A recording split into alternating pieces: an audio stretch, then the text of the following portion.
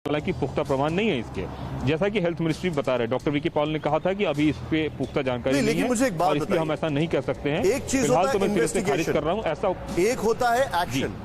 अभी सरकार कोई एक्शन लेने के मोड में है कि नहीं है? इन्वेस्टिगेशन तो होता रहेगा। देखिए, सरकार अभी फिलहाल ये मानने को तैयार नहीं है कि ये क्यों हो रहा है, कैसे हो रहा है। सरकार ये जरूर कर रही है कि जिसको हो रहा है उसको कैसे बचाया जाए। ठीक है, पॉइंट एक सबका ऐसा है सरकार का जो ये जानने की कोशिश में लगी है। मैं आपसे कई सवाल पूछूंगा यहाँ पर, होल्ड योर थॉट। मैं सीधे चलूंगा, मेरे साथ खास मेहमान है, जरा दिखाइए राहुल उनको इस विजुअल के साथ, इस खबर के साथ। डॉक्टर अंशुमन, मैं आपसे एक चीज जानना चाहूंगा। आप ब्लैक फंगस के कई केसेस को देख रहे हैं और डॉक्टर श्याम अग्रवाल ने पिछले एपिसोड में हमारे साथ बहुत डिटेल में इसमें बातचीत की, इसीलिए मैंने उनको आज रिक्वेस्ट भी किया है कि वो भी कुछ बताएं हमें। लेकिन मैं आपसे सीधे सीधे तौर पे एक चीज पूछ रहा हूं। Industrial oxygen multiplied by ventilators, जो वेंटिलेटर्स में, मैं लेमैन की भाषा में बोल रहा हूं, वेंटिलेटर्स कनेक्टेड होते हैं, वो बैक मारते हैं, तो उससे फंगस औरों को भी हो सकती है, ऐसा एक स्कूल ऑफ थॉट है। Your take sir. निशांत से बिल्कुल इसको वैज्ञानिक तरीके से समझना, साइंटिफिक पेपर समझना है। डॉक्टर श्याम अग्रवाल, मैं दोनों ऐसी ब्रांच में हैं जिनके लिए म्यूकरमाइकोसिस मींस ब्लैक फंगस अजूबा नहीं है। हमारे कैंसर के मरीजों में कीमोथेरेपी चलने के बाद म्यूकरमाइकोसिस का चांस रहता है, इसलिए कभी कभी हम लोग प्रिवेंटिव कि ब्लैक फंगस ना हो इसके लिए दवा चलाते हैं, तो हमारे लिए ये नॉवल बात नहीं। जब मेरे पास केसेज आना शुरू हुए, लोगों ने ये सोचा, रेफरिंग डॉक्टर ने, कि लगता है कोई कैंसर ट्यूमर हो गया है, इसलिए ब्लैक डिस्चार्ज आ रहा है और आंखों के नीचे सूजन है या जबड़े में हड्डी से दांत निकल रहे हैं। मेरे पास भेजा, म्यूकरमाइकोसिस निकला, लेकिन जबड़ा गल गया था, ऑपरेशन। उस समय से लगातार केसेज आ रहे हैं। हुआ क्या, इंडस्ट्रियल ऑक्सीजन की जो बात कर रहे हैं, प्योरिटी का फर्क है। समझना आपको ये है, 93.5% प्योर है इंडस्ट्रियल ऑक्सीजन, 99.5% है मेडिकल लिक्विड ऑक्सीजन। लेकिन क्यों ग्रेडिंग की गई? नंबर 1 सैचुरेशन का डिफरेंस, एंड नंबर 2 इस ऑक्सीजन, मेडिकल लिक्विड ऑक्सीजन के ट्रांसपोर्टेशन और रख रखाव बिल्कुल अलग तरीके से किया जाता है, ताकि ये मरीजों के लिए सेफ हो। ऑक्सीजन थिएटर में अंदर जो ऑक्सीजन भेजना, आईसीयू में जो भेजना है, इंडस्ट्रियल ऑक्सीजन की रख रखाव इतने अच्छे से नहीं की जाती क्योंकि मानव शरीर में इस्तेमाल नहीं होना है। उसमें बहुत चांस है जरूर कि उसके सिलेंडर, उसके टैंकर, ट्रांसपोर्टेशन में इसके स्पोर्स, म्यूकोरमाइकोसिस के स्पोर्स कैरी ऑन होके आईसीयू तक ट्रांसफर हो जाए। लेकिन ये उन मरीजों के लिए उपयुक्त है कहना जो आईसीयू में भर्ती हुए, स्टेरॉइड चला। उससे बड़ा कारण क्या है कि ओवर द काउंटर प्रिस्क्रिप्शन बहुत बिके हैं और बहुत मरीजों ने माइल्ड सिम्टम के लिए स्टेरॉइड काउंटर से खरीद के खाया है। जो डॉक्टर उमा कह रही हैं कि उन्होंने जो स्टेरॉइड चलाए हैं अंडर सुपरविजन चला है, तो अगर स्टेरॉइड चलने के बाद शुगर की लेवल बढ़ी तो वो कम कर लेती होंगी, लेकिन यहाँ पे 500 शुगर लेवल लेके मरीज स्टेरॉइड खाता रहा और म्यूकरमाइकोसिस हो गया। मरीज को लगा कि सिंपल मुझे नजला हो रहा है, छोड़ा रहा और निगलेक्ट हुआ केस। तो over the counter prescription, unnecessary use of steroid, over treatment by some medical practitioner भी हुआ है, and superadded by industrial transfer of spores. इसको बिल्कुल तरह खारिज नहीं किया जा सकता है। सत्य है। आई salute you Anshuman sir, I salute you. आपने कितने स्पष्ट तरीके से बताया, लेकिन ये जो ऑक्सीजन सिलेंडर वाली थ्योरी है, इसके कुछ फैक्ट्स मैं अपने दर्शकों को दिखा रहा हूं। आइए, ऑक्सीजन सिलेंडर जो आपके पास इंडस्ट्रियल ऑक्सीजन आई, उससे म्यूकोरमाइकोसिस को लेकर जो सवाल खड़े हो रहे हैं, अब मैं चाहूंगा हमारे जितने भी, राहुल प्लीज होल्ड करके चलाएं, अब हमारे दर्शक इसको जरा ध्यान से देखें, क्योंकि इसमें बहुत जबरदस्त डिटेलिंग मैं आपको बता रहा हूं। ऑक्सीजन और ब्लैक फंगस वाली जो जानकारी है, मैं आपको यहां पर बताना चाहूंगा। ये बड़ा इंपॉर्टेंट फैक्ट्स हमारे पास हैं, वो मैं आपको कुछ देर में बताने वाला हूं। लेकिन एक मिनट, बहुत क्विक रिएक्शन राहुल पुराने वाले ग्राफिक्स के साथ डॉक्टर श्याम अग्रवाल के पास में आना चाहूंगा। सर, अभी के जो हालात हैं, क्या ये एक बहुत बड़ा फैक्टर हो सकता है? निशांत, ऑक्सीजन की बात पूछ रहे हैं आप? Yes sir.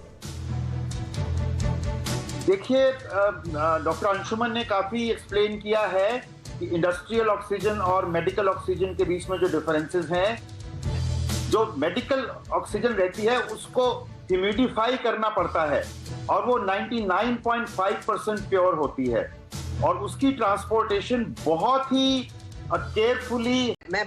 आई थिंक डॉक्टर अंशुमन ने बहुत क्लियरली समझाया है। पहली चीज तो ओवर द काउंटर हमारे यहाँ कोई ड्रग्स नहीं मिलती हैं।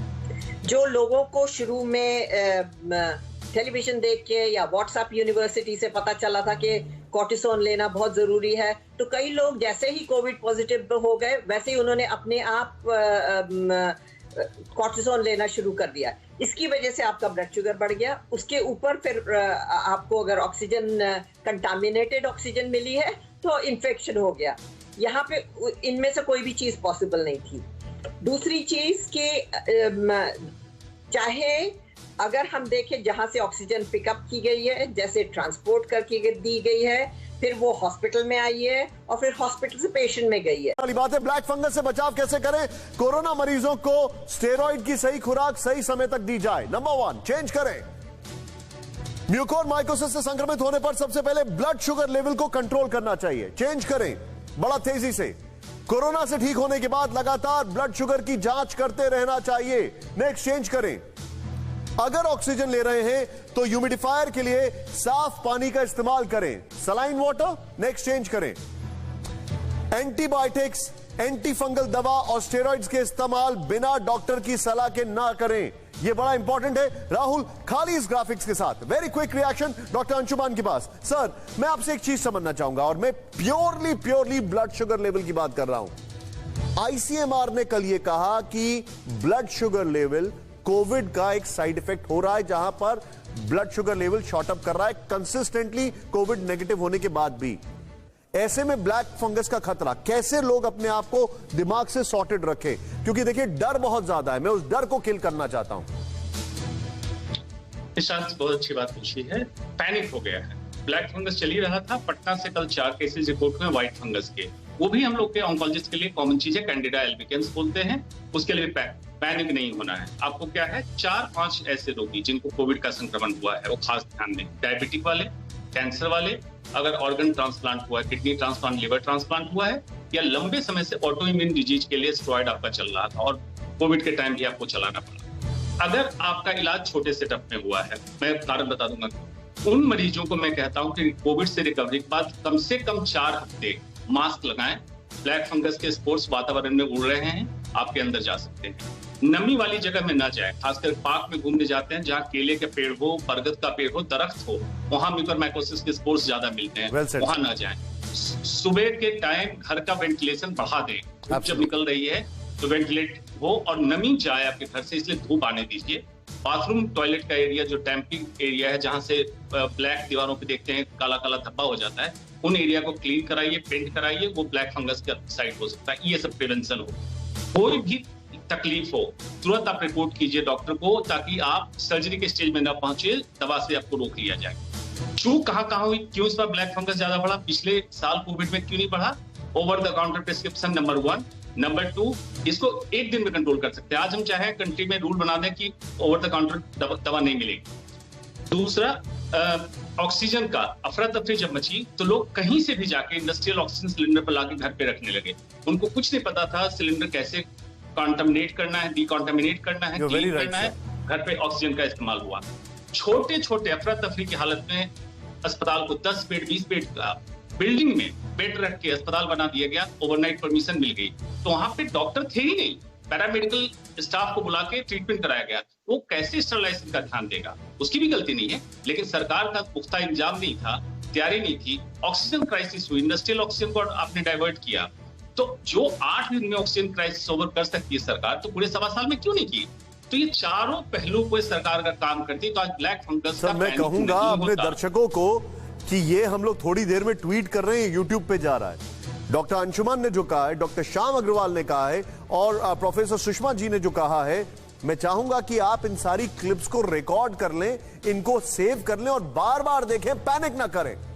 और इसीलिए एम्स ने ब्लैक फंगस का जल्द पता लगाने और रोकथाम के लिए जारी की गाइडलाइंस। बड़ी खबर, गाइडलाइंस में कोविड वार्ड में जोखिम वाले सभी मरीजों की पहचान कर उनकी जांच के लिए कहा गया है। गाइडलाइन में कोरोना मरीजों को खुद की जांच करने के तरीके भी बताए गए हैं। सीधे क्या गाइडलाइंस हैं एम्स की, मैं आपको यह बताने जा रहा हूं। 67% मरीज को अनियंत्रित डायबिटीज है। 9% मरीजों को नए सिरे से डायबिटीज की शुरुआत। यह बड़ा है। अब मैं एक बहुत शार्प रिएक्शन लेना चाहूंगा, बहुत शार्प, और उसके बाद मैं आगे बढ़ूंगा यहां पर और खबरों की ओर रुख करूंगा मैं बहुत तेजी से। डॉक्टर अंशुमन, मैं आपसे एक चीज जानना चाहूंगा, मुझे यह चीज जरा आप प्लीज बताएं। क्या ये वेव ऐसी है जो बहुत लीथल साबित होगी? क्या इसको हम वैसे ही नहीं कंट्रोल कर सकते? जैसे हम कुछ समय के लिए कोरोना को नहीं कर पाए, या इसको हम कंटेन कर सकते हैं? बिल्कुल कर सकते हैं निशांत जी। कोरोना वायरस जब आया था, नोवल कोरोना वायरस था, जो अब नहीं रहा। 1.25 साल के बाद इतने रिसर्च पेपर पब्लिश हो गए, हमारे पास स्टैंडर्डाइज्ड प्रोटोकॉल होना चाहिए। म्यूकरमाइकोसिस, जिसको ब्लैक फंगस कहते हैं, व्हाइट फंगस कैंडिडा अल्बिकेंस, एस्टैब्लिश्ड है, ट्रीटमेंट पता है, दवा मालूम है, इसको हम रोक सकते हैं। सबसे इंपॉर्टेंट प्रिवेंटेबल है, और दूसरा अर्ली डायग्नोसिस में ट्रीटेबल है, और थर्ड अगर एडवांस भी हुआ तब भी सर्जरी प्लस दवा मिला के ठीक हो सके। लेकिन हमें स्ट्रॉन्ग पॉलिटिकल विल, बार बार मैं क्यों कह रहा हूँ strong political will, standardise the protocol, कैसे प्रिवेंट करना पूरे कंट्री का। नॉर्मली हमारा सारा प्रोटोकॉल पीछे चल रहा है, पहले आग लग जाती है, फिर कुआं खोदते हैं पानी छींटने के लिए। इसको रोकना पड़ेगा। Standardise the protocol, stop over the counter medication, और जो होर्डिंग होती है मेडिकेशन की, कालाबाजारी अब फिर चालू हो गई। मैं पिछले हफ्ते 10 दिन पहले जब मैं शो में था, तो मैंने कहा था मैं नाम जानबूझ के नहीं बता रहा हूँ एंटी फंगल का, पता चलेगा लोग खरीद के रखने लगेंगे। एग्जैक्टली यही हुआ 10 दिन में। अरे सर, बीटाडिन के गार्गल लोग 10-10 बॉटल लेके घर में रखने। जी, ये मुसीबत हो गई है, तो हमें स्टैंडर्डाइज करना। पब्लिक्स में ये कहूंगा कि ऐसी कोई बीमारी नहीं है, मैं सच बोल रहा हूँ, सांत्वना देने के लिए नहीं बोल रहा हूँ, कि इससे हम रोक नहीं सकते, रोक सकते हैं। आपको एहतियात बरतने की जरूरत है। 4 हफ्ते कोविड से रिकवरी के बाद अगर एहतियात बरतते हैं, मास्क लगाते हैं, ओपन एयर में नमी वाली जगह में नहीं जाते, बच सकते हैं। सिम्टम्स है जिसमें जो आप गाइडलाइन आप बता रहे हैं, तो उसमें 2-3 सिम्टम उन्होंने मिस किए हैं। साइनोनेजल के सिम्टम उन्होंने बताया, मतलब नाक और साइनस वाले। ऑप्थेल्मोलॉजी, आंख में ईचिंग हो, आंख में दर्द हो या आंख में लाली हो। सेरेब्रल, आधे सर में दर्द हो, ब्लैक फंगस की निशानी हो सकती है। या कोविड से रिकवरी के बाद 14-15 दिनों के बाद, 2 हफ्ते के बाद फिर से खांसी चालू हो और बलगम में काले स्पॉट्स आए, तो इनको भी मत मिस कीजिए। ये बड़े इंपॉर्टेंट गाइडलाइंस हैं जो डॉक्टर अंशुमन ने आपको बताया। लेकिन अब बड़ी खबर, मानव एक ब्रेक कर रहे हैं। देश में बढ़ने के बजाय वैक्सीनेशन में आई भारी कमी। मार्च से पहले औसतन हर रोज 13.5 लाख टीकाकरण फिलहाल देश भर में हो रहा है। 11,66,00,000 वैक्सीनेशन।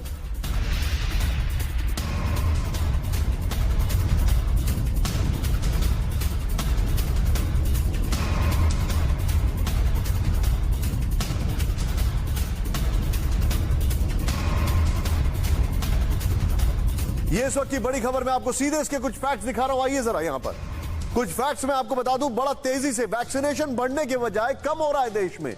यह हमारे लिए चिंता का विषय है। 4 मार्च के बाद देश में कोरोना का कहर बढ़ा, लेकिन वैक्सीनेशन में भारी कमी। नंबर 1 देखें आप जरा ध्यान से, यहां पर कम हो गई वैक्सीन की रफ्तार। क्यों? नेक्स्ट चेंज करें यहां पर बड़ा तेजी से। मार्च से पहले औसतन रोज करीब 13,42,000 टीकाकरण था, अभी 11,66,000 हो गया है। नेक्स्ट चेंज करें बड़ा तेजी से। अपनी कुल आबादी के 3% से भी कम लोगों को हर रोज टीका लगा पा रहा है भारत, सिर्फ 3%। नेक्स्ट चेंज करें यहां पर देश भर में जुलाई तक 30 करोड़ लोगों को टीका लगाने का टारगेट था, 114 दिनों में 17 करोड़ वैक्सीनेशन लक्ष्य पूरा